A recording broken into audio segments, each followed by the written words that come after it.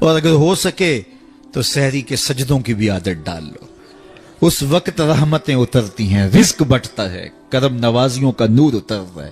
یہ جو آپ کہتے ہیں گھر میں ٹینشن بہت ہے، پریشانیاں بہت ہیں، مسائب بہت ہیں، اپنے بھی دشمن ہو گئے، شریکہ برادری نے مار دیا، کتنے مسائل ہیں.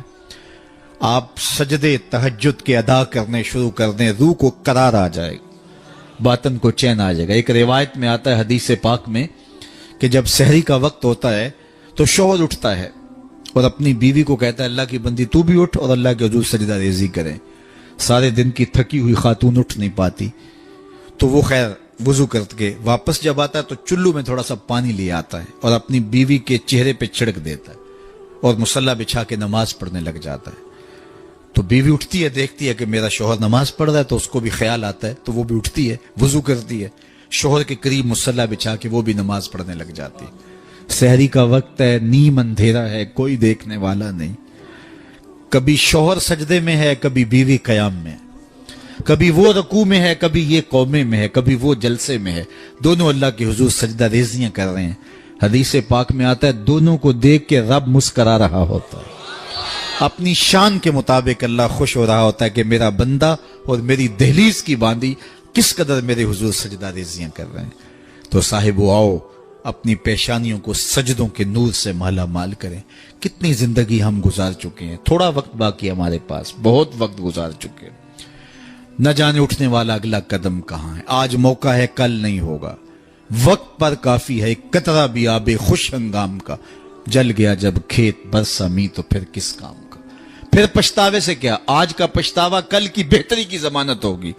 کل کا پچھتاوا حسرت اور دکھ کو بڑھانے کے علاوہ اور کچھ نہیں ہوگا. آج لے ان کی پناہ، آج مدد مانگ ان سے، کل قیامت کو نہ مانیں گے اگر مان گیا.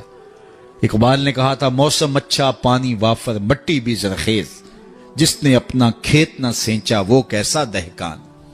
آج موقع ہے، آج فرصت ہے. وہ ایک فقیر تھا، وہ بازار میں کھڑا رو رہا تھا تو کسی نے روک کے کہا بابا کسی نے مارا ہے؟ کہا نہیں کوئی ایسی بات نہیں ہوتی. کیوں رو رہے ہو؟ کہا بس ان کے رویے نے رلا دیا. کیا مطلب؟ کہا گزر رہا تھا، ان کو دنیا میں کھوئے ہوئے دیکھا، دل میں ترس جاگا تو میرے خیال میں آیا ان بندوں کی رب سے صلح نہ کروا دوں. تو پھر کہا میں نے اس سے بات کی تو آواز آئی لے آ میری چوکھٹ پہ، ایک آنسو سے سارے گناہ معاف کر دوں. لے آ میری چوکھٹ. میں بڑا خوش ہوا، بہت خوش ہوا، اور میں نے ان سے کہا کہ آؤ اس کی چوکھٹ پہ، وہ تو معاف کرنے پہ آمادہ ہے. تو میں تو بڑی خوشی سے ان کو یہ خبر دی. یہ الٹا میرا مذاق اڑانے لگے، جا بابا کام کر، تجھے کیا پتا دنیا داری کیا ہوتی ہے، بچے بھی تو پال لیں، تم آ کے ہمارے سر پہ کھڑے ہو گئے. یہ الٹا میرا مذاق اڑانے لگے، مجھے کوسنے دینے لگے. وہ تو مان رہے، یہی نہیں مان رہے. تو مجھے ان کے رویے پہ رونا آ گیا. اگلے دن وہی شخص قبرستان کے قریب سے گزرا، دیکھا کہ وہی بابا قبرستان میں کھڑا رو رہا ہے. تو پھر رک گیا، کہا بابا بازاروں میں بھی روتا ہے، قبرستانوں میں بھی روتا ہے، آج کیا ماجرا ہوا؟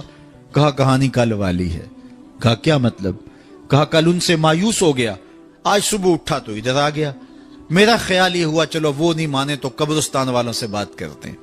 تو میرا یہ خیال ہوا ان کی اور رب کی صلح کروا دوں. تو کہا پھر آج کیا بنا؟ کہا آج یہ مان گئے وہ نہیں مانتا. آج وہ مان رہا ہے، ہم بھی مان جائیں. کل ہم مانیں گے لیکن وہ نہیں مانے گا. قبل اس سے کہ وہ وقت آئے کوئی حجت باقی نہ رہے، تھوڑا سا وقت ہے. وہ کسی نے کہا نا اج سا وینے کھلے راہ وینے، انج ٹوک انوکھڑے ٹکڑے نہیں، ٹر پویں تے پینڈے مک جاندے کار بیٹھیاں فاصلے مکنے نہیں.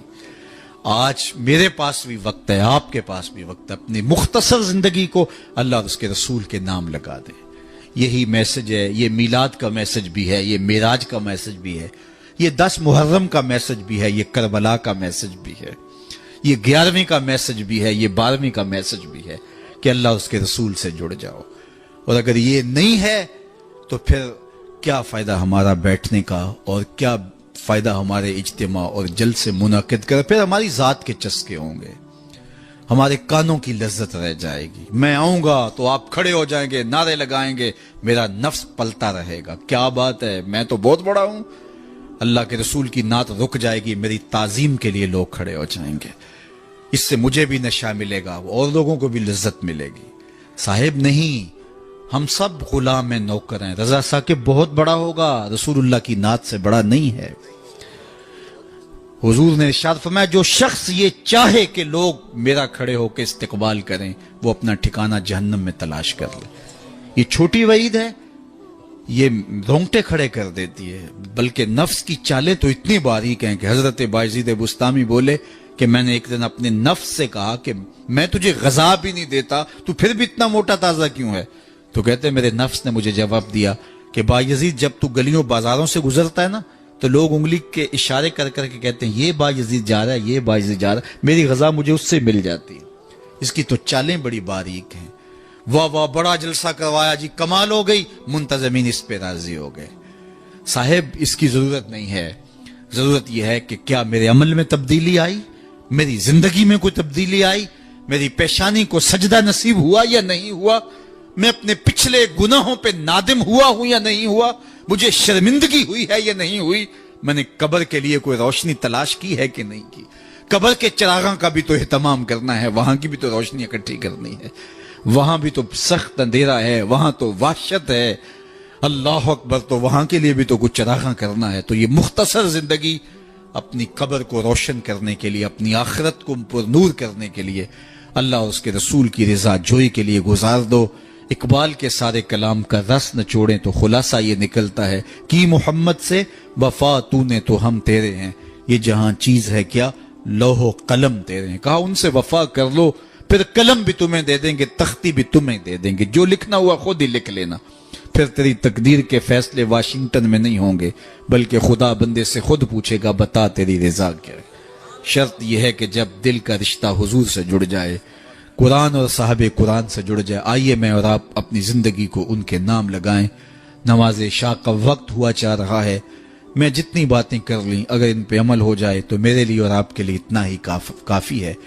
اللہ ہمارے مولانا طاہر صاحب کو درجوں کی بلندیاں عطا کرے، ان کے کام کو قبول کرے، ان کے رفقا، اراکین انجمن اور آپ جتنے لوگ تشریف لائے، آپ سب کو اس محفل کی برکتیں عطا دے. اپنی نسلوں کو بچاؤ، اپنے بچوں کو درود و سلام کی لوریاں دو اور ان کو حضور علیہ الصلوۃ والسلام کی محبت سکھاؤ اور کبھی سجدے سے انہیں دور نہ رہنے دینا. ان کی پیشانیوں کو بچپن سے ہی سجدے سے آشنا کرو. بیٹیوں کو پردے کی تلقین کرو، بچپن میں ہی تلقین کرو، اور ان کو قرآن مجید پڑھنے کی تلقین کرو. اور سجدے سے کبھی ہمارے گھر نہ آشنا نہ ہو. کتنا خوبصورت گھر ہے کہ جب صبح کے اجالے پھوٹتے ہیں تو مرد مسجدوں کو نکل پڑتے ہیں اور بیٹیاں گھروں میں مصلے بچھا لیتی ہیں. اور کتنا بد نصیب ہے وہ گھرانہ کہ درختوں پر چڑیاں بھی رب کی تسبیح بول رہی ہوتی ہیں، حشرات سے پرندے نکل کر کے بھی اللہ کی تقدیس کے ترانے پڑھ رہے ہوتے ہیں اور اس گھر سے نیند کے خراٹوں کی آواز آ رہی ہوتی. بد نصیب ہے وہ گھر، بدبخت ہیں وہ لوگ کہ جنہیں اللہ کے حضور سجدے کی توفیق نہیں. اللہ آپ کو، مجھے، سب کو اپنے حضور جھکنے کی توفیق دے. وآخر دعوانا ان الحمدللہ رب العالمین.